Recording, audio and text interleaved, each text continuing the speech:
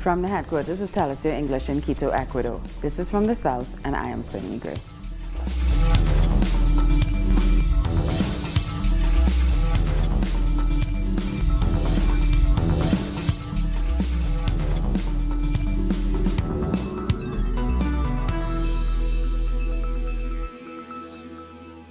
With 4 days to go until Brazil's crucial general elections, the candidates are making their final bid for votes.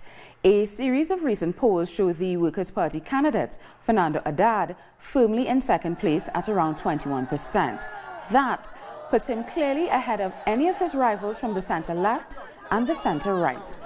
But they also suggest that the far-right candidate, Jair Bolsonaro, has extended his lead in first place with around 31%. Campaigning in Rio de Janeiro on Tuesday, Haddad warned that the Brazilian elite is trying to bring back the far right, but he promised that if elected, he will bring back social justice with a fair tax system. We're going to reform the tax system because the very rich in Brazil don't pay taxes. Those who pay taxes are the poor. The poor need to pay less to start consuming again, to re-stimulate the economy, and we need to compensate this by having the rich pay a bit. The more you stimulate hate, the more fascism will grow, and a substantial part of the Brazilian elite has abandoned social democracy for fascism. The Sao Paulo Stock Exchange jumped by 3.5% in the middle of the day on Tuesday. That apparently reflected satisfaction among Brazilian businesses at Bolsonaro's rise in the polls. In spite of the former military officer's anti-establishment rhetoric, they apparently see him continuing with pro-market economic policies.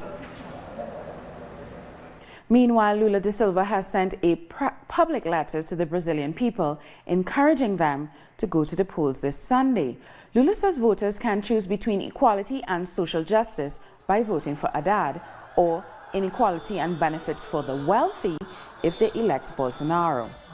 The former president also says the Workers' Party is the only one that can guarantee democracy. The center-left candidate Ciro Gomes of the Democratic Labour Party has visited the General Motors factory in Sao Paulo to draw attention to the automotive industry. Gomes, a former governor and finance minister, is currently third in the polls. He has worked to position himself as a moderate alternative between right-wing Bolsonaro and Workers' Party candidate Fernando Haddad. They have to enter into a process of boosting the industry because this is the industry that pays the best salaries, that collects the highest taxes, so we can say where the money goes to improve safety, education, people's health. 80% of the value of a car assembled here comes from abroad because we haven't created an industry policy that encourages vertical manufacturing here. Another of the presidential candidates now vying for third place in the polls is Marina Silva. She's running for office for the third time. Silva was the environmental minister with Lula da Silva and now is the head of the Red Party. Marina Silva, environmentalist, pedagogue, and former senator and minister of environment. Along with former President Luiz Inácio Lula da Silva, is one of the main figures in Brazil. She was born in a village in the state of Acre, hit by rubber extraction, malaria, illiteracy, and social inequality. She is running again with the party she founded, the Ecologist Sustainability Network. I like Marina, but I don't think she has a chance to win. But I like her proposals. I think Marina is fake. She just pretends. I don't believe any of the candidates.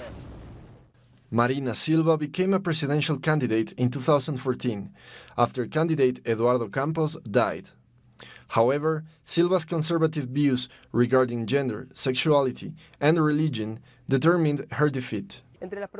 Silva wants to improve education, healthcare, and the prison system. She also wants to support the small and medium entrepreneurs. But Marina Silva also wants to push for a pension reform boosted by current President Michel Temer that failed to make it pass in Congress. Yes, we will pass the pensions reform to fight our deficit, but we need to fight against privilege. The current government only talked to businessmen instead of talking to workers and experts as well. Silva's alliance in 2014 with the Itaú Bank and her support to Lula's imprisonment and Rousseff's impeachment marked the distance between her and the Brazilian left wing. Silva's program is deeply linked with international capital through NGOs that have different interests, such as the use of Amazonian region for international research. We criticize these links. Silva has among her supporters big companies and even a Brazilian bank. What they want is privatization. This proves the lack of social commitment she has. Polarization leaves Silva with little chance to pass to the second runoff, but polls have the last word. After over 100 hours of talks between unions and the government of Costa Rica, there's still no solution to the impasse on tax reform. Our correspondent Fernando Francia sends this update from the capital. The indefinite general strike continues in Costa Rica after the failed negotiations. Protest will continue on the streets, and meanwhile, the government has tried to repress it, as we saw it in the first day of demonstrations. There have been road blockades and activities set up in order to spread information throughout the country. In the Legislative Assembly, the tax plan continues to be discussed, and some proposals were rejected that would have allowed to remove inequalities. There will be 2 sessions for this. The situation is constantly developing here in Costa Rica. Mexico has been paying tribute to the victims of the Tlatelolco massacre. 50 years ago, Mexican troops opened fire on student demonstrators, killing hundreds. A group of artists staged a memorial to remember the victims. They painted a silhouette of Mexico on the ground with a series of objects that remained when people tried to flee the attack. At the time, the government said around 20 people died, but independent reports say that that number is closer to at least 500 people who were killed on that day. We are here for the installation of the memorial, a scream of hope and rebellion, which is a tribute to the comrades and fallen comrades of the October 2nd massacre, perpetrated by the genocidal regime of Gustavo Díaz Ordaz. President-elect Andrés Manuel López Obrador has also paid tribute to victims and promised that he would not suppress popular movements. Last week, a government commission recognized the Tlatelolco massacre as a crime of state. Now the victims are urging the authorities to ensure that justice is served. I pledge my word that I will never order the armed forces, the Navy or the Army, any police corporation to repress the people of Mexico. There is not going to be any authoritarianism. It was established that what happened here 50 years ago was genocide. However, to date, there is not a single person who committed the genocide in jail. There is not a single person who committed the genocide that has been punished for the killing of the students, of our friends of 1968 in this place.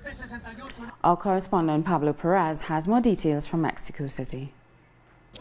Well, it's here in the Plaza of Tres Culturas in Tlatelolco, Mexico City, where 50 years ago there was this killing by under the orders of the then President Gustavo Díaz Ordaz that ended with the massacre of over 400 students. Member of the Comité 68, the social movement that started in the universities of Mexico City and spread all over the country. Well, historian says that movement 50 years ago was fundamental for the history of social movements here in Mexico, and that repression that forced so many students to go into hiding or to move out of Mexico City is even was part of the roots of some organizations such as the Zapatista Army of National Liberation. Well, 50 years ago there was the massacre, and it was until this year that the Special Victim Commission agreed that it was a state crime. It was a crime against the citizenship by their own government and the surviving members of the Comité 68 say that it's okay that they agree that it was a crime, but that they want the criminals to be held responsible for their acts, as there are some surviving members of the government still, and they have not been in trial since the Felipe Calderón government ended the Special Commission for Investigation of the Crimes of the Past. Time now for a short break. More news in a minute.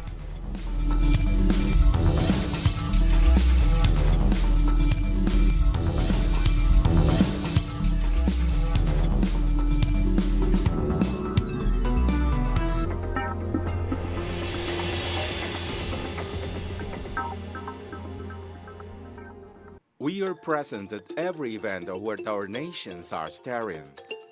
We believe in a new global vision, united in every broadcasting. We keep expanding our horizons and working on a closer and better communication. Now, in Grenada, Telesur, the new source from South America and the Caribbean.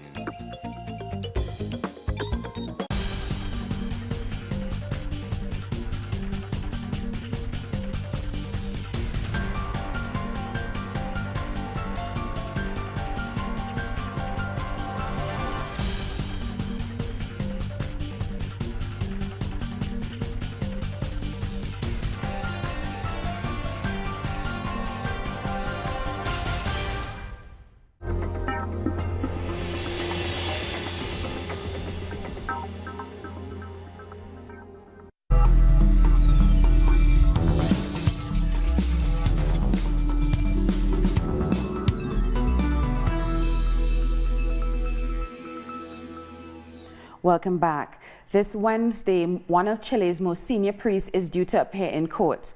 Cardinal Ricardo Ezzati, the Archbishop of Santiago, is accused of covering up sexual abuse by the clergy.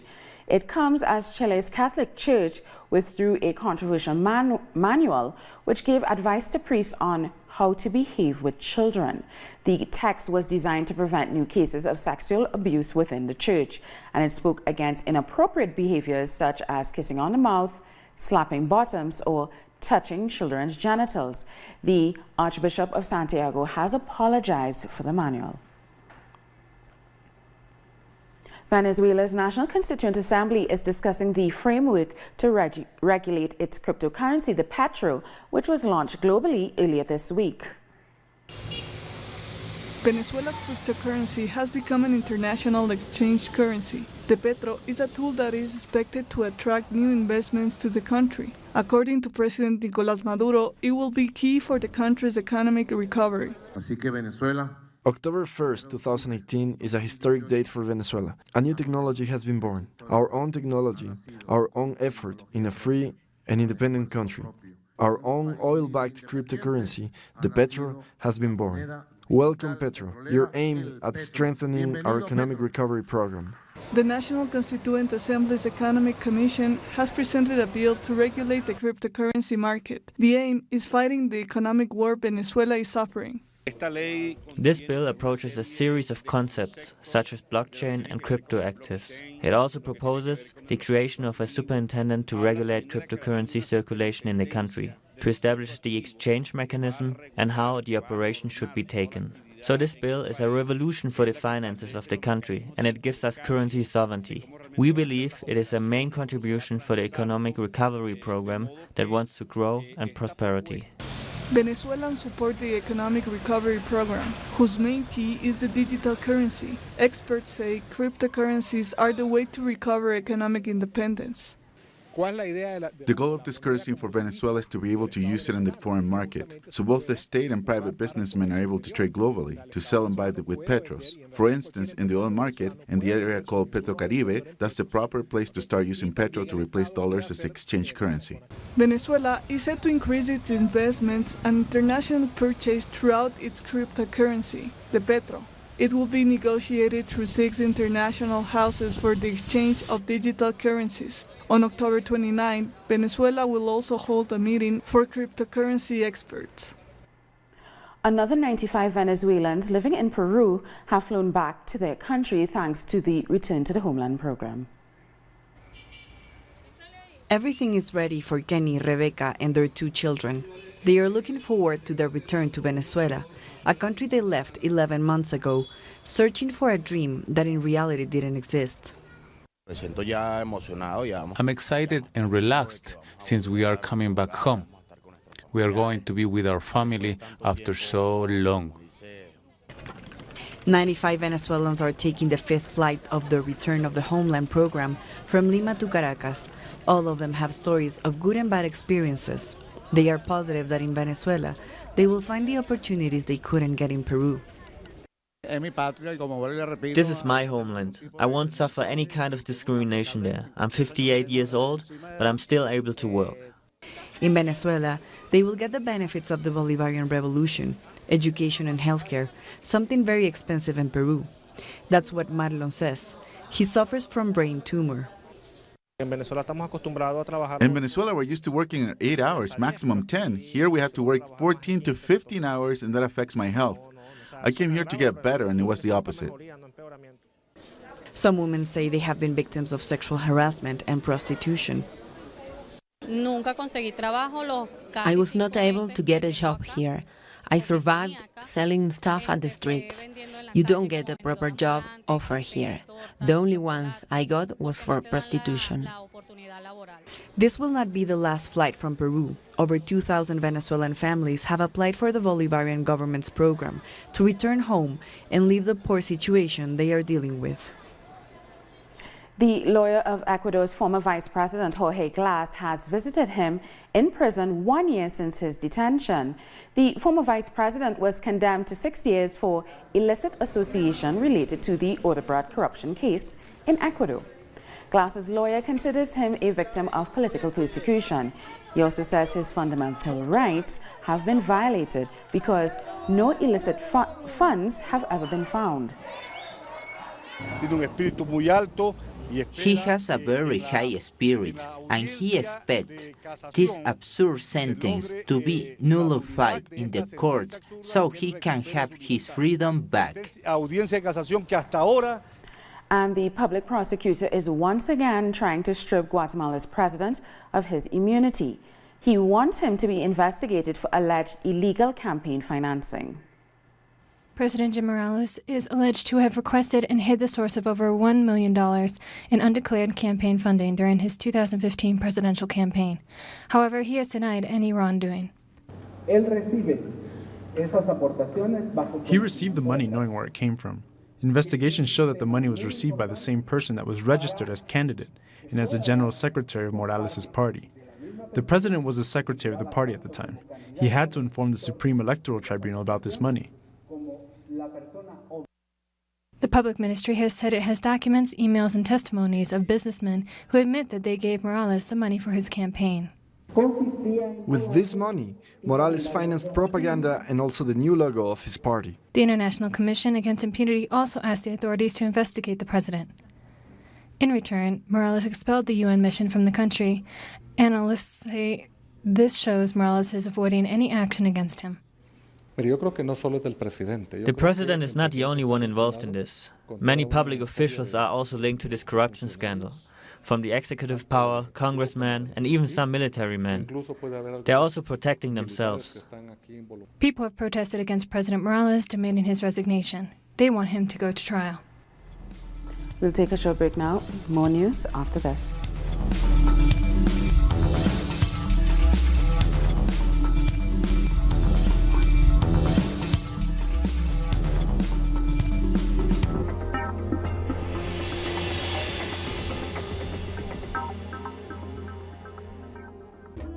An occasion to enjoy the cultural diversity that defines our South American essence.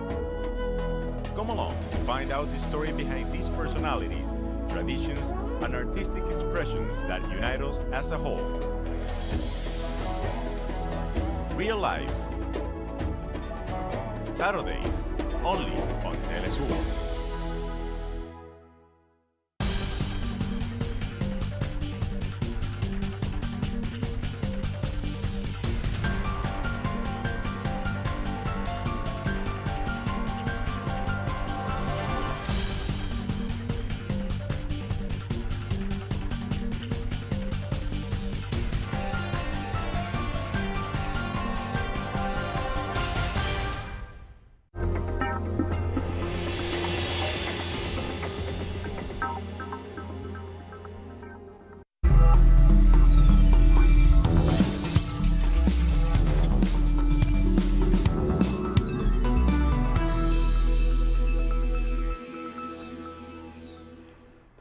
5 days after a powerful earthquake and tsunami hit Sulawesi, Indonesia, hopes are fading for finding more survivors. The death toll has risen to more than 1,400. According to aid agencies, more than 200,000 people are in urgent need of food and medical care. On Tuesday, the Indonesian President Joko Widodo visited a building in Palu damaged by the earthquake. Widodo called for more international help in the search for survivors, saying that everyone had to be found as time was running out. The coastal area around Palu is badly damaged, and residents are complaining of a lack of help from the government. No rescue operation has reached this area as yet, where people are searching for their loved ones by hand. Fishing boats have been destroyed, and the UN warns of huge unmet needs. A ferry has washed ashore here, where houses and businesses and mosques stood just 1 week ago. And a strong aftershock has brought down a landslide that completely blocked one of the only 2 roads into Palu, stranding many people and leaving lines of vehicles. After 4 hours of cleanup work using heavy machinery, the road was finally reopened. Emergency vehicles were the first to head down the mountain to rescue the injured. And earlier I spoke to Iris Van Dans, the spokesperson for the Red Cross in Sulawesi, Indonesia. She is in Palu, the city worst hit by the earthquake and the tsunami. And here's how she describes the situation on the ground.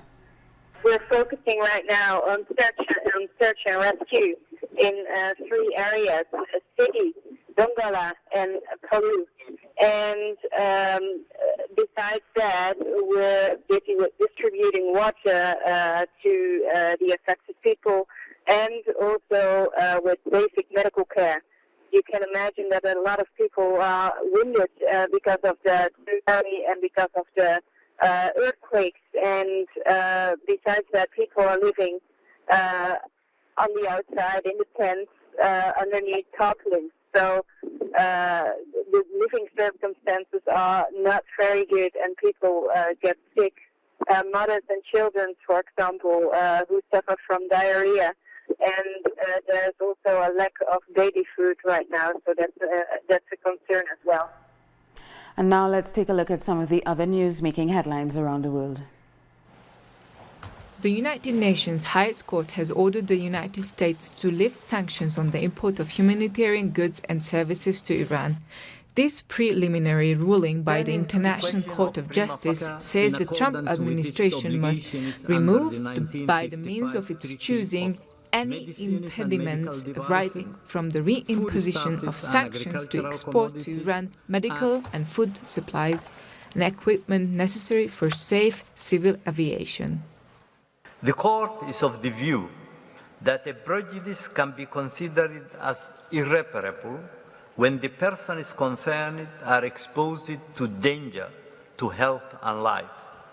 In its opinion, the measures adopted by the United States have the potential to endanger civil aviation safety in Iran and the lives of its users to the extent that they prevent Iranian airlines from acquiring spare parts and other necessary equipment, as well as from accessing associated services necessary for civil aircraft. 3 researchers have been awarded the 2018 Nobel Prize for Chemistry for their work on directed evolution to produce enzymes for new chemicals and pharmaceuticals. Frances Arnold of the United States becomes the 5th woman ever to win the prize. She took half of the award for directed evolution on enzymes. The other half was given jointly to George Smith, also from the United States, and Sir Gregory Winter of the United Kingdom for the fake display of peptides and antibodies. Maritime rescue teams have taken 425 migrants to various Spanish ports. They were rescued from 9 boats. The migrants, mostly from North Africa, were transferred to ports of Montreal, Almeria, and Malaga. They include dozens of women and children. The The migrants were taken care of by the Red Cross and moved to camps at the ports. And we've come to the end of this news brief. For these and many other stories, you can find them on our website at telesiotv.net/English. And join us on social media, Facebook, Twitter, and Instagram. For Telesio English, I'm Suni Gray. Thank you for watching.